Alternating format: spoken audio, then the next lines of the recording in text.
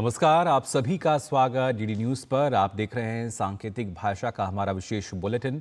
मैं हूं मुकुल शर्मा, मेरे साथ मौजूद हैं मेरी सहयोगी बीना सिंह। और आइए अब खबरें हम देखेंगे विस्तार से, लेकिन उससे पहले नजर डालते हैं हेडलाइंस पर। झारखंड के चुनावी रण के लिए पीएम मोदी ने संभाली प्रचार की कमान। चाईबासा और गढ़वा में जेएमएम पर गरजे पीएम। कहा, इस बार का चुनाव झारखंड बेटी माटी रोटी बचाने का चुनाव। हेमंत सोरेन समेत इंडी गठबंधन ने भी किया प्रचार तेज।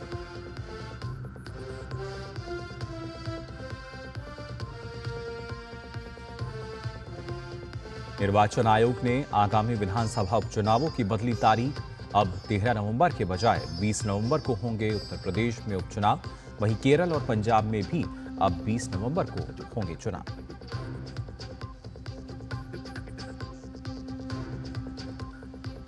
वक्फ संशोधन बिल पर जेपीसी की बैठक जारी। जमात इस्लाम में हिंद बैठक में रखे अपने सुझाव। कर्नाटका में वक्फ के मनमाने रवैये के खिलाफ बीजेपी का राज्यव्यापी प्रदर्शन।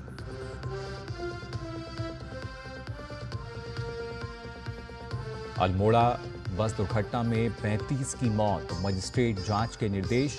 पीएम राहत कोष से मृतक परिजनों को 2-2 लाख, घायलों को 50,000 की सहायता राशि की घोषणा। राज्य सरकार की ओर से भी मृतकों के परिजनों को 4 लाख, घायलों को 1 लाख की मुआवजा राशि।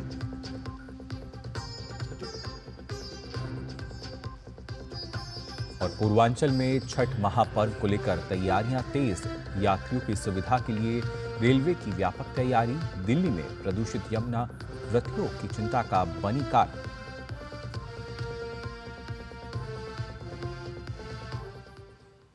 और आइए अब खबरें देखते हैं विस्तार से। झारखंड के चुनावी रण के लिए पीएम मोदी ने प्रचार की कमान संभाली। चाईबासा में पीएम ने कहा कि इस बार झारखंड में बेटी माटी रोटी बचाने का चुनाव है। पूरा झारखंड एक सुर में कह रहा है, रोटी बेटी और माटी की पुकार। झारखंड में भाजपा एनडीए सरकार रोटी बेटी माटी की पुकार। झारखंड में पूरी ताकत से बोलिए सब, रोटी बेटी माटी की पुकार, रोटी बेटी माटी की पुकार। प्रधानमंत्री झारखंड विधानसभा चुनाव के लिए प्रचार अभियान को धार दे रहे हैं। पीएम ने चाईबासा और गढ़वा में चुनावी रैली में जेएमएम पर निशाना साधा। चुनावी जनसभा का आगाज गढ़वा से करते हुए पीएम ने जेएमएम कांग्रेस राजद के गठजोड़ को परिवारवादी, भ्रष्टाचारवादी और तुष्टीकरण को बढ़ावा देने वाला करार दिया। प्रधानमंत्री ने लोगों से अपील की कि ऐसे लोगों से बचें, तभी राज्य का विकास हो सकेगा।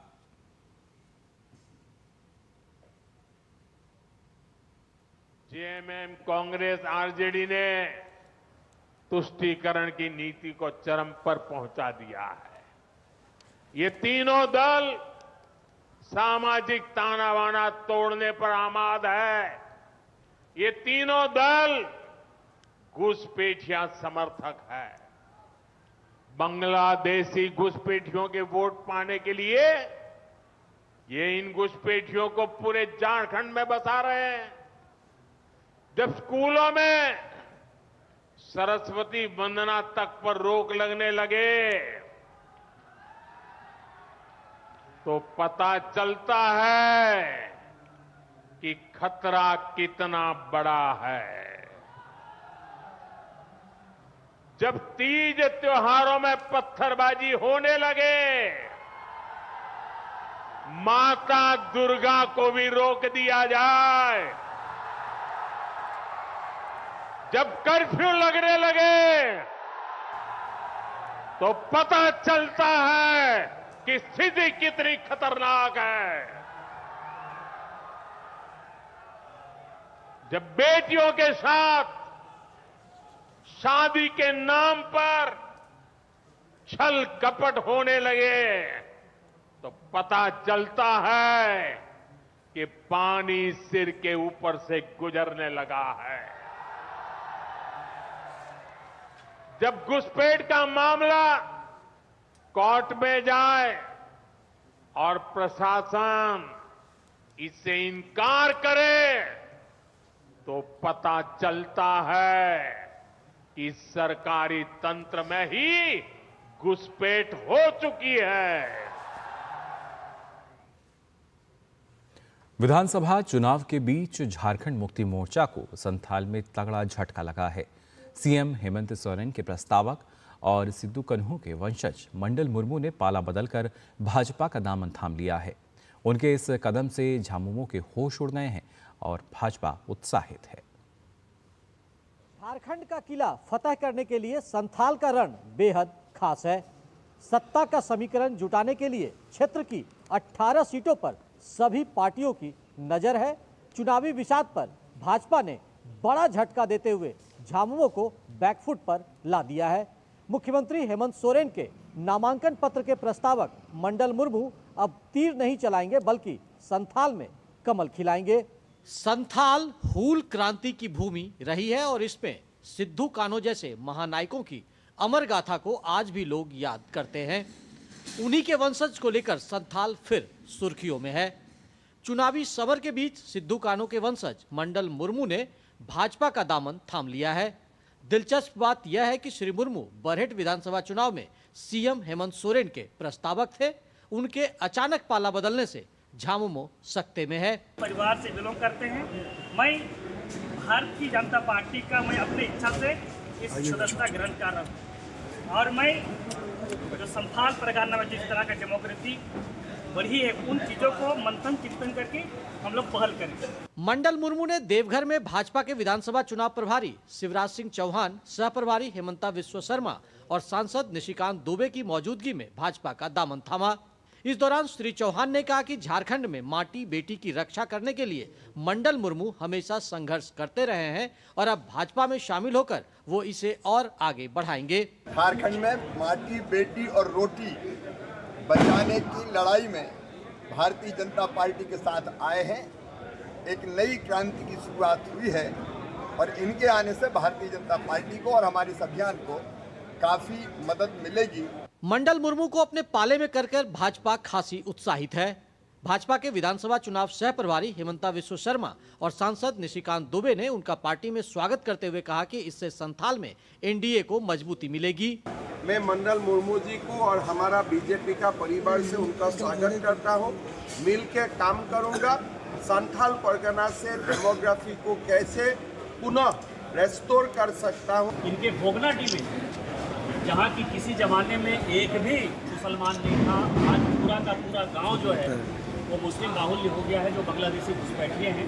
इसके लिए उन्होंने कहा कि मुझे जो भी कुर्बानी देने को देंगे। विधानसभा चुनाव में दल बदल आम बात है, लेकिन किसी सीएम के प्रस्तावक का पाला बदलना बेहद खास है, जिसके कई राजनीतिक मायने हो सकते हैं। स्वतंत्रता संग्राम में संथाल के नायकों ने कभी अंग्रेजी सल्तनत की जड़ें हिला दी थी।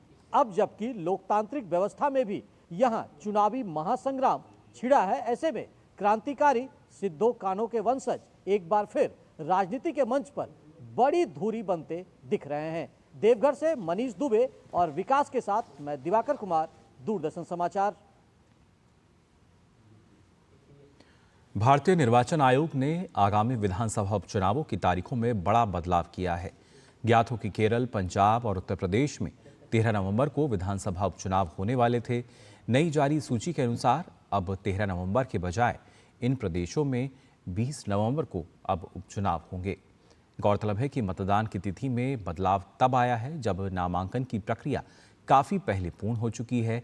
वहीं नेताओं के प्रचार कार्यक्रम के बीच आयोग ने मतदान की तारीख में बदलाव किया है।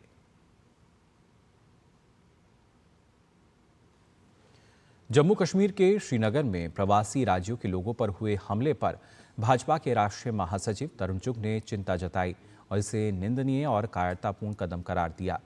उन्होंने कहा कि सुरक्षा एजेंसियां आतंकवादी षड्यंत्र और मंसूबों को कुचलने का काम कर रही हैं।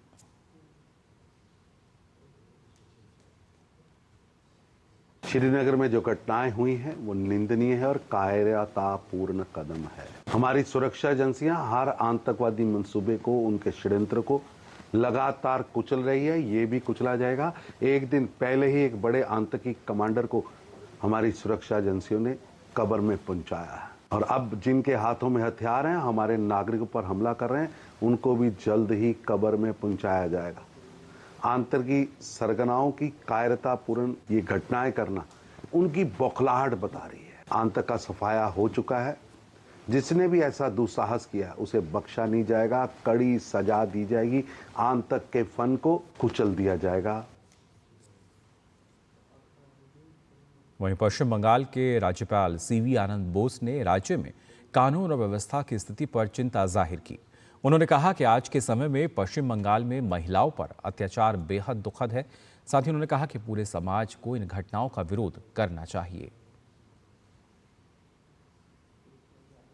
It's a sad fact of contemporary Bengal that atrocities are heaped upon women.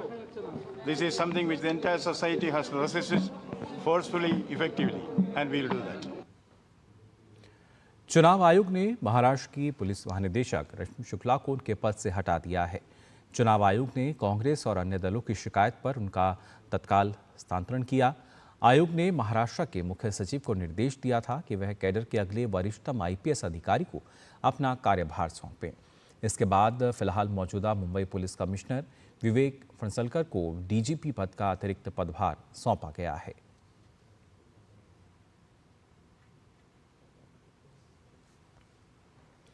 वक्फ संशोधन बिल पर जेपीसी की बैठक जारी है। जमात-ए-इस्लामी हिंद ने जेपीसी की बैठक में अपने सुझाव रखे। वहीं बैठक में शामिल मुस्लिम महिला बुद्धिजीवी समूह से भी एक प्रतिनिधिमंडल और दिल्ली विश्वविद्यालय की मुस्लिम महिला प्रोफेसर्स भी शामिल हुईं। जेपीसी की बैठक कल भी आयोजित की जाएगी। राष्ट्रीय अधिवक्ता परिषद से प्रतिनिधि जेपीसी के समक्ष पेश होकर अपने सुझाव रखेंगे। वक्फ संशोधन बिल पर जेपीसी की रिपोर्ट अगले संसद सत्र के पहले हफ्ते तक पेश की जानी है। ये बैठक संसद भवन परिसर में हो रही है। अल्मोड़ा के मारचुला के पास एक बस खाई में गिर गई और इस हादसे में करीब 35 लोगों की मृत्यु हो गई। साथ ही कई लोग घायल भी हुए हैं। हालांकि मौके पर बचाव अभियान जारी है। एसडीआरएफ की टीम ने मौके पर घायलों को निकालकर उपचार के लिए स्वास्थ्य केंद्र तक पहुंचाया। हादसे में गंभीर रूप से घायल 23 वर्षीय मेघा को आखिरकार हेली सेवा के माध्यम से एम्स ऋषिकेश में शिफ्ट किया गया। अल्मोड़ा बस हादसे पर कुमाऊं आयुक्त दीपक रावत ने बताया कि लगातार राहत और बचाव का काम चल रहा है। घायलों में जिनकी हालत नाजुक है उन्हें एयर एम्बुलेंस के जरिए अस्पताल तक पहुंचाया जा रहा है।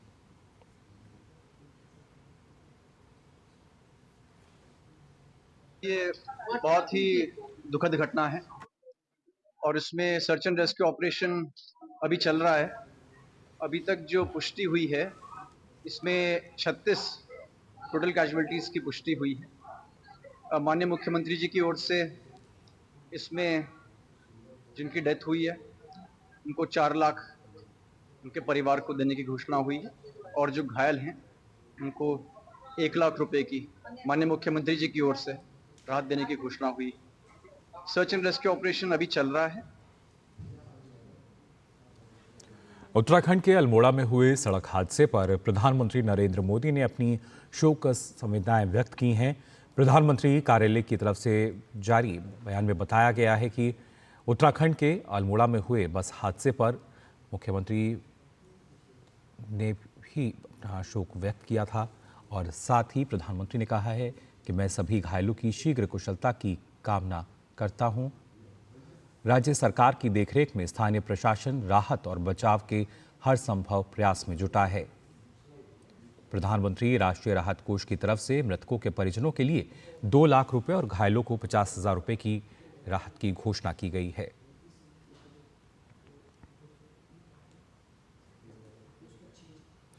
वहीं उत्तराखंड के अल्मोड़ा में हुए बस हादसे पर मुख्यमंत्री पुष्कर सिंह धामी ने शोक व्यक्त किया।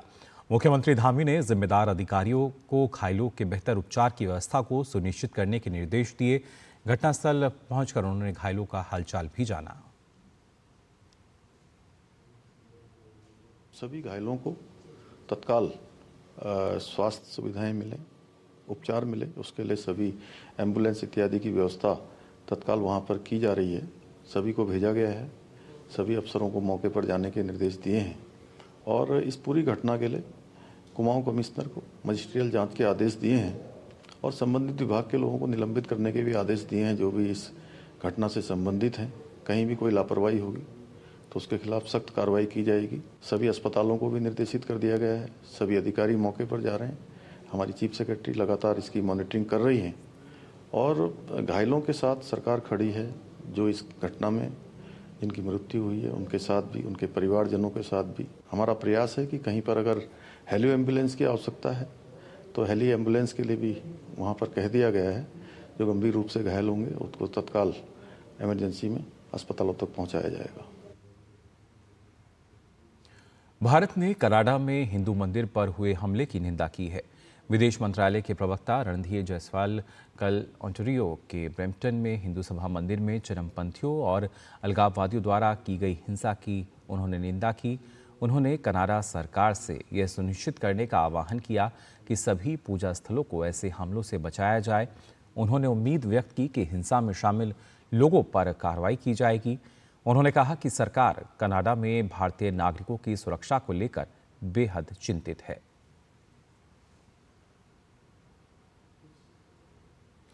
ऑस्ट्रेलिया दौरे पर गए विदेश मंत्री एस जयशंकर ने बताया कि प्रशांत क्षेत्र में मानवीय सहायता और आपदा राहत के लिए आपूर्ति का जायजा लेने के लिए उन्होंने ऑस्ट्रेलिया के ह्यूमैनिटेरियन लॉजिस्टिक्स कैपेबिलिटी यानी HLC गोदाम का दौरा किया। उन्होंने कहा कि हिंद प्रशांत आपदा रहित द्विपक्षीय संबंधों को एक उभरता हुआ तत्व है। उन्होंने इस साल जून में पापुआ न्यू गिनी को राहत सामग्री की आपूर्ति के लिए ऑस्ट्रेलिया के समर्थन की सराहना की। उन्होंने कहा कि मानवीय सहायता और आपदा राहत क्वाड के प्रयासों का एक महत्वपूर्ण तत्व रहा है। दिल्ली में वायु प्रदूषण की वजह से पहले ही संकट छाया हुआ है। अब छठ से पहले यमुना नदी का प्रदूषण स्तर भी खतरनाक स्तर पर पहुंच गया है और ये प्रदूषण लगातार बढ़ता जा रहा है। पानी में अमोनिया की मात्रा काफ़ी ज़्यादा बढ़ने की वजह से सफ़ेद झाग की चादर पानी के ऊपर तैर रही है। यमुना नदी के प्रदूषित होने पर छठ व्रतियों को दिक्कतों का सामना करना पड़ सकता है।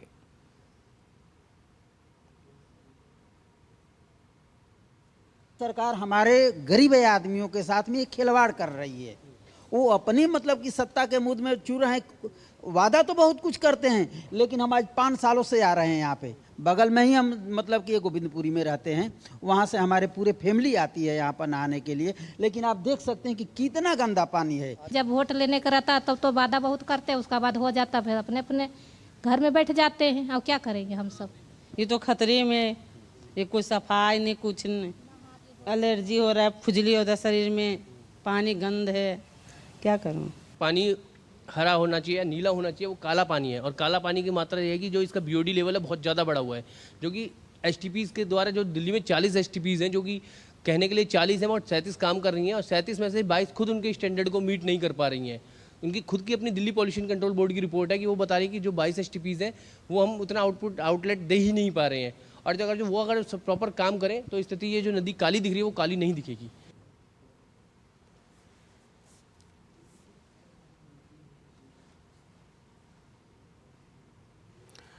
तो छठ को लेकर जाहिर तौर पर समस्या बनी हुई है।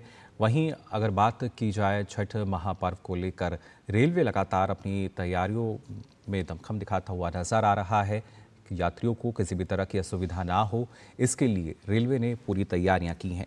और ख़ास तौर से ऐसे में जब लगातार मुसाफिरों की, यात्रियों की संख्या बढ़ रही है, क्या स्थिति है, इसके लिए हमारे संवाददाता राजेश राज ने बात की उत्तर रेलवे के CPRO हिमांशु शेखर उपाध्याय से। मंगलवार से शुरू हो रहा है, ऐसे में रेलवे के लिए चुनौतियां और भी बढ़ गई हैं। भारतीय रेल अपनी चुनौतियों के बीच एक मजबूत स्तंभ बनकर उभर रहा है। और उत्तर रेलवे की क्या तैयारियां हैं, चूंकि नई दिल्ली रेलवे स्टेशन पर अभी हम मौजूद हैं, तो उत्तर रेलवे के CPRO हिमांशु शेखर उपाध्याय अभी हमारे साथ हैं बातचीत के लिए, जिनसे हम ये जानेंगे कि आखिर अब जो अंतिम पड़ाव है, उस पड़ाव पर उत्तर रेलवे की क्या तैयारी है। हिमांशु जी, अब आखिरी पड़ाव हम कह सकते हैं, और आज और कल का दिन यानी सोमवार और मंगलवार का दिन बहुत क्रूशियल होने वाला है। भीड़ की तादाद बढ़ेगी, क्या क्या तैयारियां हैं? सोमवार और मंगलवार पीक आवर जो है, पीक टाइम, इसके हिसाब से तैयारी करके रखी है। कल जैसे 17-18 के आसपास चली थी स्पेशल ट्रेन दिल्ली एरिया से, आज 25 का प्लान है। प्लस जो ट्रेन ऑन डिमांड चलेंगी वो अलग होंगी। Train on demand complete general train हैं। छठ मनाने वाले जो लोग जाते हैं पूर्वी उत्तर प्रदेश, बिहार, झारखंड, बंगाल, ये इसमें एक बड़ी संख्या जनरल क्लास में ट्रैवल करने वालों की होती है, तो उनकी विशेष सुविधा के लिए ट्रेन ऑन डिमांड हम चला रहे हैं। हमने देखा कि जब भीड़ बढ़ती है तो नए ट्रेन का इजाद कर दिया जाता है। इससे क्या लगता है कितनी सुविधा मिली है मुसाफिरों को? वाव फैक्टर एक जनरेट होता है, वाव फैक्टर। जैसे यात्री बैठा हुआ है, उसको लग रहा है कि अब उसकी ट्रेन छूट गई या कोई ट्रेन नहीं है, वो कैसे घर जाएगा। तो ऐसे में एक स्पेशल ट्रेन TOD अनाउंस होती है, train on demand general special, तो यात्रियों के चेहरे खिल उठते हैं। तो रेलवे इस बार 3 गुना के लगभग स्पेशल ट्रेन की ट्रिप चला रहा है। पिछली बार से यात्रियों को काफ़ी अच्छी सुविधा हम दे पाए। अब तक अगर हम ओवरऑल बात करें तो कितने पैसेंजर्स को उत्तर रेलवे ने अपने गंतव्य तक पहुंचाया होगा, कोई आंकड़ा अब तक कोई मिल पाया है? पिछली बार से 3 गुना के से ज़्यादा लोग अभी तक अपने गंतव्य को पहुंच चुके हैं। हिमांशु शेखर उपाध्याय जो नॉर्दर्न रेलवे के PRO हैं, उनका कहना है कि इस बार सबसे जो बड़ी खासियत रही वो ये रही कि हमने ऑन डिमांड ट्रेन चलाया और इससे भीड़ भी नियंत्रित हुई, लोग अब आराम से अपने गंतव्य तक पहुंच भी गए। कैमरामैन मोंटी के साथ नई दिल्ली रेलवे स्टेशन से मैं राजेश राज, DD न्यूज़ के लिए। तो रेलवे ने तो अपनी तैयारियां पूरी कर ली हैं, लेकिन सोमवार और मंगलवार का जो दिन है ये जाहिर तौर पर चुनौतियों से भरा रहेगा। ऐसे में जो मुसाफिर हैं वो रेलवे की इन सुविधाओं को कैसे देख रहे हैं, उनके जहन में क्या चल रहा है, इसको टटोलने की कोशिश की हमारे संवाददाता राजेश राज ने। दिल्ली रेलवे स्टेशन के एस्केलेटर से ये जो मुसाफिर हैं, ये मुसाफिर इसी एस्केलेटर से 1 नंबर से 15 नंबर प्लेटफॉर्म तक जा रहे हैं। मंगलवार को कहीं ना कहीं जो छठ व्रत का अनुष्ठान है वो प्रारंभ हो जाएगा, यानी नहाए खाए के साथ ही छठ व्रत की शुरुआत हो जाएगी और बुधवार को खरना होगा। खरना के दिन जो माताएं हैं वो त्यौहार के मौके पर भगवान की आराधना करते हैं और उसी दिन रात से निर्जला व्रत की शुरुआत हो जाती है। गुरुवार को संध्या अर्घ होगा और शुक्रवार को जो उदयमान सूर्य हैं उनको अर्घ देने के साथ ही छठ व्रत समाप्त हो जाएगा। कैसा लग रहा है? छठ के लिए घर जा रहे हैं, अच्छा लग रहा है। हाँ, टिकट मिल गया है, मैनेजमेंट तो ठीक है, अभी तो कोई दिक्कत नहीं था। ठीक है, बढ़िया है, बिल्कुल ठीक है। उससे बहुत ज़्यादा सुधार हो गया है और हमें रेलवे अधिकारियों से यही उम्मीद थी कि आने वाले समय में ऐसा ही सुधार कुछ देखने को मिलेगा। पहले तो सही है सर, रेलवे का अरेंजमेंट जितना भी बेहतर हो, लेकिन भीड़ तो रहती है उतनी। हम देखिए अभी तक तो ठीक है, क्योंकि ऐसी कोई वारदात, ऐसी कोई भगदड़ वगैरह नहीं हुई जिसमें लोगों को नुकसान हो। रेलवे की तो बहुत बड़ी भूमिका है, बिना इनके तो बेचारे कहाँ जाएंगे। हाँ, बहुत खुशी है। रेलवे की सुविधाओं का हम लगातार जो है हम उसका जिक्र कर रहे हैं कि रेलवे किस तरीके से लोगों के लिए सहूलियत का पैगाम लेकर आया है, लेकिन अब बारी मुसाफिरों की भी है कि मुसाफिर रेलवे स्टेशन तक जब पहुँचे तो पूरी तैयारी के साथ पहुँचे और ये जानकारी हासिल कर ही रेलवे स्टेशन के अंदर दाखिल हों कि उन्हें किस प्लेटफॉर्म पर किस गेट से होकर जाना है, क्योंकि तमाम लोगों के लिए, आरक्षित अनारक्षित श्रेणी के लोगों के लिए अलग अलग द्वार बनाए गए हैं। मेडिकल फैसिलिटीज़ भी यहाँ पर उपलब्ध है। 208 CCTV कैमरों के जरिए पल पल की जो चप्पे चप्पे पर RPF के जवान नज़र रखने के लिए जुटे हुए हैं और वहीं पर दूरदर्शन न्यूज़ जो है देश का सबसे बड़ा टेलीविज़न नेटवर्क, वो आपको नई दिल्ली रेलवे स्टेशन और आनंद विहार रेलवे स्टेशन से पल पल की खबर 1 हफ्ते से लगातार बता रहा है। कैमरामैन मोंटी के साथ नई दिल्ली रेलवे स्टेशन से मैं राजेश राज, DD न्यूज़ के लिए। देश में दवा बनाने वाली 3000 कंपनियों को GMP यानी गुड मैन्युफैक्चरिंग प्रैक्टिस का सर्टिफिकेट मिल चुका है और आने वाले दिनों में कुछ और भी कंपनियां हैं जिनको ये सर्टिफिकेट मिलेगा। आपको बता दें, जन औषधि के लिए जीएमपी मानकों पर खरी उतरने वाली ही जो कंपनियां हैं उनकी सप्लाई की जाती है, जिससे न सिर्फ जो स्वास्थ्य संबंधी किसी भी तरह की दिक्कतें ना हो, बल्कि जो मानक हैं उसके आधार पर ही इनकी आपूर्ति की जाए। 2,500 से 3,000 प्लांट्स अब जीएमपी कंप्लायंट हो गए हैं और जन औषधि में हम 100% जीएमपी कंप्लायंस इंश्योर करते हैं और सभी प्लांट्स को हम ऑडिट भी करते हैं, उनका स्पेशल ऑडिट भी करते हैं। रिवैम्प्ड P2As, जिसका मतलब है revamped pharmaceutical technology upgradation scheme, उसके माध्यम से ऐसे छोटे प्लांट्स को जिन्हें मदद की आवश्यकता है, उनकी टेक्नोलॉजी, उनकी मैन्युफैक्चरिंग इक्विपमेंट, मैन्युफैक्चरिंग प्रैक्टिसेस, उनकी यूटिलिटीज़, उनकी टेस्टिंग लेबोरेटरी, इन सबको जीएमपी स्टैंडर्ड्स पर अपग्रेड करने के लिए हमने एक लिबरलाइज्ड नई योजना 100 डेज़ कार्यक्रम के अंतर्गत लागू की है और बहुत सी कंपनियों ने इसमें रजिस्टर किया है और हम उनका गैप एनालिसिस करके उनकी मदद कर रहे हैं। तो फिलहाल के लिए सांकेतिक भाषा के इस विशेष बुलेटिन में बस इतना ही। मुझे और मेरी सहयोगी को दीजिए अनुमति। नमस्कार।